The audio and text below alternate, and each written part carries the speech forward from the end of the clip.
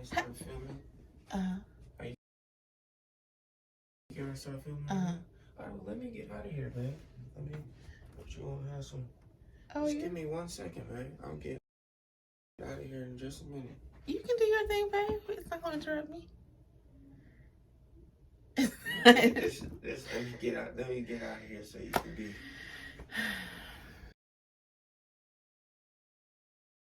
You got on a time schedule? No, I just, I'm taking advantage of you being here and Lucille being downstairs, so. Okay. I'm not live or anything.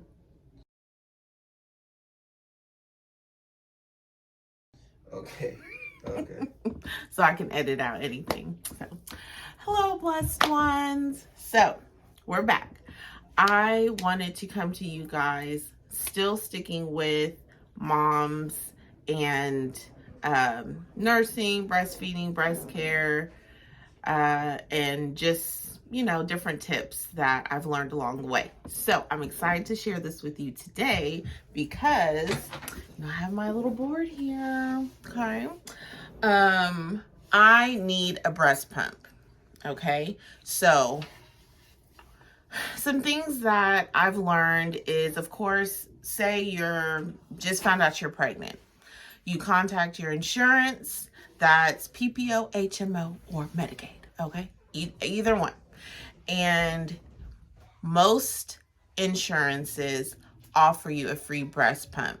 Depending on what you have, and your insurance will be able to specify what it is that they offer. You can get one, I think, every 3 years for free. Now, when I had my eldest child in 2008, January of 2008, Elliot and I, we went through so many breast pumps, and we had to pay for those. And I had PPO, so that wasn't even an option. If it was, I just did not know. And sometimes these things you don't know about because nobody tells you about it. You just assume that, if you qualify for it, if it is available through your insurance, they're going to give it to you. But you have to educate yourself. So this is the viewpoint that I'm coming from.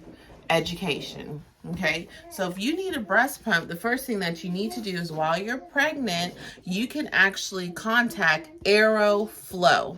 I'll try to leave that, down below so that you can, or maybe the link in the description as well. But contact Aeroflow. Their number is 1-844-867-9890. Okay, I know everything is kind of backwards when it shows up, so. Or go online at aeroflowbreastpumps.com. Okay, so this is not sponsored by Aeroflow. I just utilize their services, but go there. They're very personable. They're professional. They will set you online with an account. So you'll make an account and you'll be able to input your insurance information, and then they will set you up. So this is the good thing. When I first got to Aeroflow, and I don't even know how that happened, it was just the Lord's doing because I did not know, So for whatever reason, however, the Lord led me to Aeroflow. I made my login, and then they set you up. Once you input your insurance information, let me make sure I'm not going. Oh, see, that was step 2. Make an account. Let me stick by the notes. Okay, and then step 3, input your insurance information. Okay, step 4, sometimes things you didn't or don't qualify for now, you will later. So wait. Okay, so let me continue. A lot of the things that once you put your information in, it tells you what you qualify for.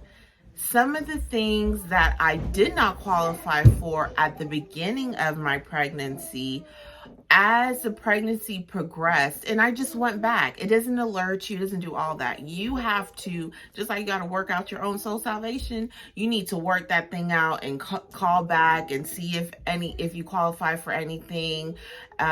You know, have that same tenacity, because people aren't going to just give you things or throw things into your lap. You have to research, you have to do your due diligence. So in saying that, when I would go back periodically, I would say, wow, I now qualify for compression socks. Wow, I now qualify for the lumbar support to help you hold the baby up, your stomach up, so that you don't experience the back pain. Oh, wow, I now qualify for, now I will say initially, let me backtrack. Initially, my insurance did cover me for compression socks and the lumbar support. I hope I'm saying that right. Ooh. But I did not qualify for the compression, compression suit. They have one for mothers that are going to experience vaginal birth, and then mothers that have experienced or will experience again, or maybe for the first time, cesareans. Okay, so maybe I'm not primarily talking to first time moms, because you first initially don't know if you're going to experience or have a cesarean, but for those thereafter, most doctors don't. Well, nowadays they do VBACs. See, when I had my first two, they were like, nope, you have a C-section, you got to stick with the C-section. And that was, honestly, I think because of population control, but that's another topic for another day. But yeah, once you had a C-section, they were like, oh, you can only have 2 or 3 kids. But God, because I had 7. So anyway, you will qualify for some other things. So again, just wait. Be patient. And again, I will always say, ask questions. It does not hurt you to ask questions. I think that's the last thing I put. Number 5, ask questions. Ask questions. You know, it benefits you to ask questions. If you don't ask, you won't know. And most people don't and won't tell, even if you work there. It's so funny because sometimes people act like it cost them something to tell information. One of my girlfriends always says, it costs me nothing to share, so I'm going to share. So please share. Not only, and I'm not talking about, necessarily sharing this video, even though I want you to, sharing the information that we learn, because that's how we're helpers one unto another.